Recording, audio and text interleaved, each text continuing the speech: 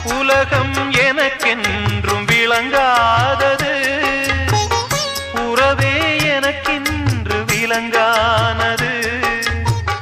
அடடா முந்தானை சிறையானது, இதுவே என் வாழ்வில் முறையானது.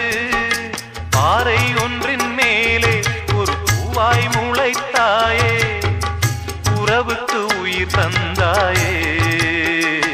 நானே எனக்கு நண்பன் இல்லையே, உன்னால் ஒரு சொந்தம் வந்ததே. என்னைத்தானே தஞ்சம் என்று நம்பி வந்தாய்.